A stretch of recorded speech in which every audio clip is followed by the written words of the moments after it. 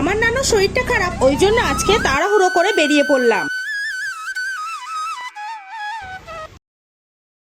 আসসালামু আলাইকুম এভরিওয়ান, আমি নাজমিন। তোমরা সবাই কেমন আছো? আলহামদুলিল্লাহ, আমিও ভালো আছি। আশা করছি তোমরাও ভালো আছো, সুস্থ আছো। হঠাৎ করে নানিমা ফোন করে বলছে নানুর শরীরটা একটু খারাপ, তাই আমরা এখন দেখতে যাব বলে তাই মুরগির খাবারগুলো ঠিকঠাক করে রেখে যাচ্ছি। মুরগির খাবার এখানে দেখতেই পাচ্ছ, বোতলের মধ্যে হচ্ছে খাবার দেওয়া হয়েছে। যেহেতু এদের খাবার পাত্রটা ছোট ছিল, ওই জন্য বোতল কেটে ওর মধ্যে খাবারটা দেওয়া হলো। এই দিকে খাবার দেওয়া হয়েছে আর ওই সাইডে পানি দেওয়া হয়েছে। তো তারপর এগুলো রেখে এখন মুরগির ঘরে তুলে রেখে যাব।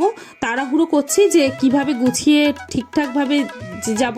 আজ মুরগির ঘরে তুলে দেব, তো ভাই খাঁচাটা রেখে দিল।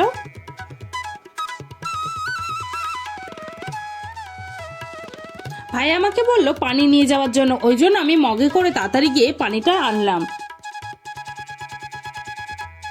তো ভাইকে দিয়েছি পানিটা, ও এখন হচ্ছে এই বোতলের মধ্যে ঢেলে দেবে। দেখো সেই বোতল কাটা আছে, ওর মধ্যে ঢেলে দেবে। ভাই পানি ঢেলে দিচ্ছে। আমাদের কোয়েল পাখি দেখো দুজন চুপ করে বসে আছে।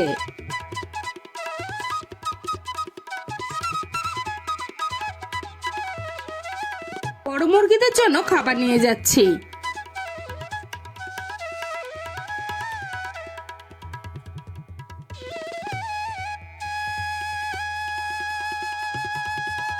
তো পাতাও নিয়ে যাচ্ছি, ওরা পাতা খেতে খুব ভালোবাসে। আর পাতা রাখা ছিল বলে তাই ভাই বলল তাড়াতাড়ি নিয়ে আয়, একেবারে দিয়ে আসি।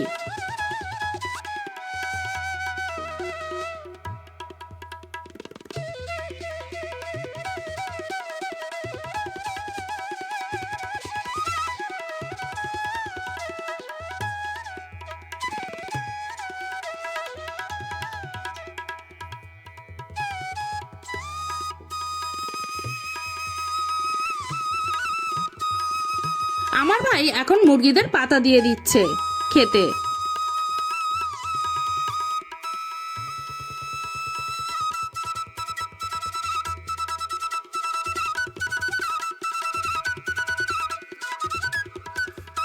যখন ফোন এসেছে শুনে মনটা এত খারাপ লাগছিল, তখন কি করব ভেবে পাচ্ছি না। তখন মনে হচ্ছে কি করে তাড়াহুড়ো করে গেলে ভালো লাগবে, তাই তাড়াতাড়ি করে চলে আসলাম। কাজ মেটাতে মেটাতে হয়তো একটু দেরি হয়ে গেছে, কিন্তু তাড়াতাড়ি আসারই চেষ্টা করছি।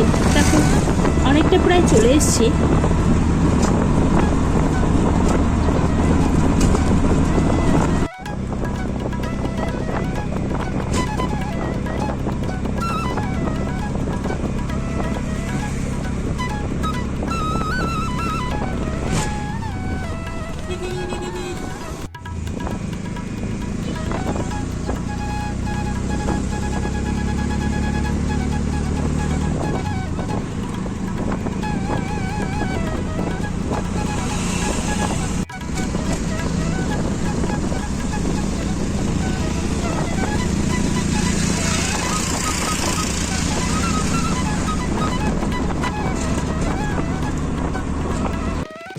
আমার নানু বাড়িতে চলে এসেছি।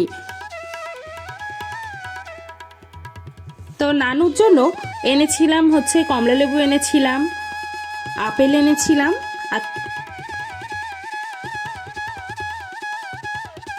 আর আমার নানু বাদাম খেতে ভালোবাসে, বাদাম নিয়ে এসেছিলাম। আমার নানু বাড়িতে চলে এসেছি। তো নানুর সাথে কথা বললাম, নানু বলছে এখন শরীরটা একটু ভালো লাগছে। তো মাইমা এসে পিঠা বানিয়েছিল, তো সেই পিঠা দিয়ে গেল। আর এই পিঠা খেতে কিন্তু আমার খুব ভালো লাগে। আমার মাইমা কিন্তু পিঠা খুব ভালো বানায়, সব কিছু সব প্রতিটা রান্নাই কিন্তু আমার মাইমা খুব ভালো বানায়। আর আমার কিন্তু মাইমার হাতের রান্না খেতে খুব ভালো লাগে। তো ভাইকে দিলাম পিঠা, তারপর আমি আম্মুকে দিলাম, দেওয়ার পরে আমি আমারটাও নিয়ে নিয়েছি, নিয়ে আমি খাচ্ছিলাম। আস্তে আস্তে আমাদের প্রায় তখন অনেকটাই দুপুর হয়ে গেছে, ঠিক টাইমটা আমার মনে নেই। এত ভালো লাগছিল পিঠাটা, কি বলবো, খুব টেস্টি হয়েছিল।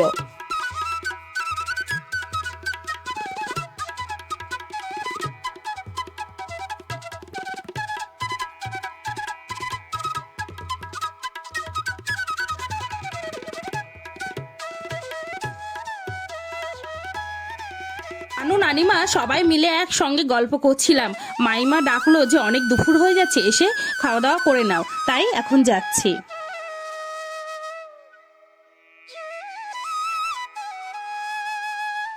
আজকে মাইমা আমরা আসবো বলে বিরিয়ানি করেছিল, ডিম সিদ্ধ, এটাই দুপুরবেলা জমিয়ে খাওয়া দাওয়া করব। আমি, আম্মু, ভাই, নানু, নানিমা, মামা, মাইমা, বোন সবাই মিলে একসঙ্গে খাওয়া দাওয়া করছিলাম।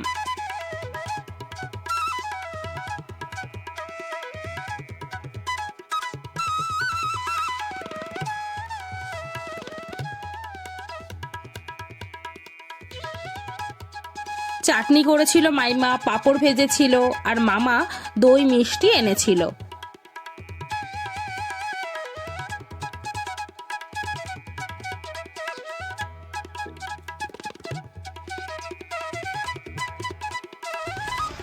তারপর দুপুরবেলা খাওয়া দাওয়ার পর অনেকক্ষণ বসে বসে গল্প করলাম, করে বিকালবেলা একটু বাইরে এসেছি। দেখো বাইরে এসে এই জায়গাটা এসে এত ভালো লাগছিল, কি বলবো, খুব ভালো লাগছিল। আমি, আম্মু, মাইমা সবাই মিলে এখানে দাঁড়িয়ে দাঁড়িয়ে অনেকক্ষণ গল্প করলাম। করতে করতে হঠাৎ দেখলাম, দেখো এই ছিম গাছে কি পরিমাণে ছিম হয়েছে, থোকায় থোকায় 3টে 4টে 5টা এরকম হয়ে আছে।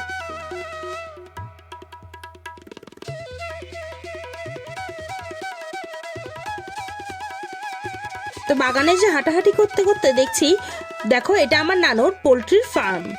তো পোলট্রির ফার্মে দেখছি, দেখো বেশ বড় হয়ে গেছে মুরগিগুলো।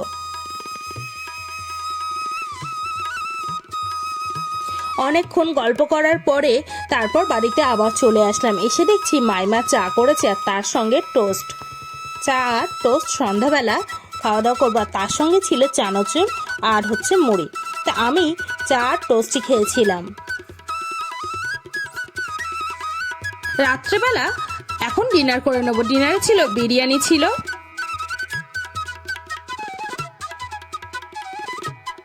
মামা দই এনেছিল, দইটা খুব ভালো ছিল, মিষ্টি টকের মধ্যে খুব ভালো লেগেছে দইটা।